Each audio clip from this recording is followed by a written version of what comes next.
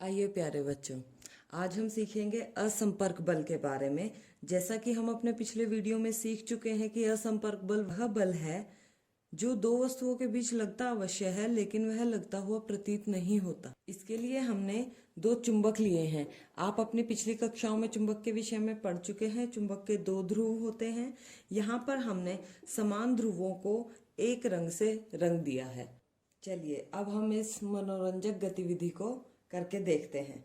हमने क्या किया, हमने पेंसिल के ऊपर एक चुंबक को रख लिया और अब हम दूसरे चुंबक को इसके नजदीक लेके आएंगे और हम देखेंगे कि क्या इस चुंबक में कोई गति होती है। चलिए करके देखते हैं।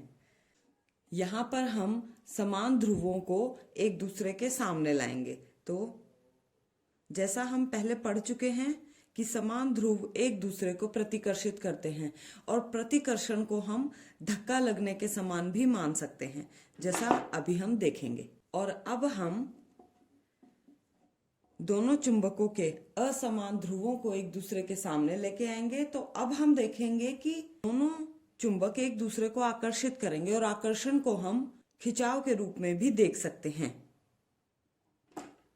तो इस आकर्षण और प्रतिकर्षण को हम खिंचाव और धक्के के रूप में भी देख सकते हैं। अतः हम कह सकते हैं कि इन दोनों के बीच में बल लग रहा है और वह बल क्योंकि इन दोनों के सीधे संपर्क के कारण नहीं लग रहा, तो चुंबकीय बल असंपर्क बल का एक उदाहरण है।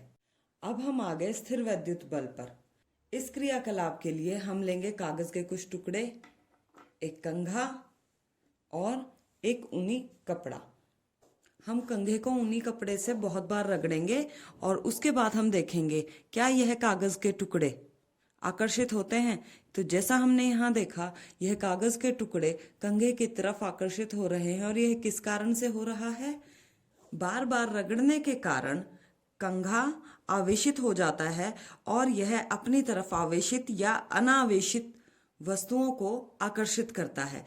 और जैसा कि हम देख पा रहे हैं, इस बल को लगने के लिए सीधा संपर्क होना बिल्कुल भी आवश्यक नहीं है, जिसके कारण स्थिर वैद्युत बल को असंपर्क बल की श्रेणी में रखा जाता है। तीसरे बल के विषय में सीखने से पहले चलिए कुछ क्रियाकलाप करके देखते हैं। मेरे हाथ में ये एक क्ले है, मैं इसको थोड़ी ऊंचाई से छोड़ती हूँ तो यह नीचे की तरफ आती है। ऐसे ही हमारे पास यह एक सिक्का है, जब हम इसे अपने हाथ से छोड़ेंगे तो यह नीचे की तरफ ही आएगा। ऐसा क्यों कि जब भी कोई वस्तु गिरती है तो वह सदा पृथ्वी की तरफ ही क्यों आती है? आपने देखा होगा कि जब भी पत्ते गिरते हैं या फल टूट के गिरते हैं तो वे भी पृथ्वी की तरफ ही आते हैं। और यह होता है पृथ्वी के गुरुत्वाकर्षण बल के कारण।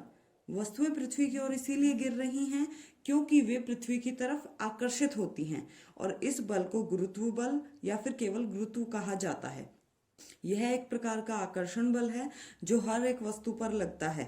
इसे और अच्छे से समझने के लिए आप अपने दैनिक जीवन का अनुभव याद कर सकते हैं कि जब भी हम नल को खोलते हैं तो पानी सदा नीचे की तरफ ही बहता है।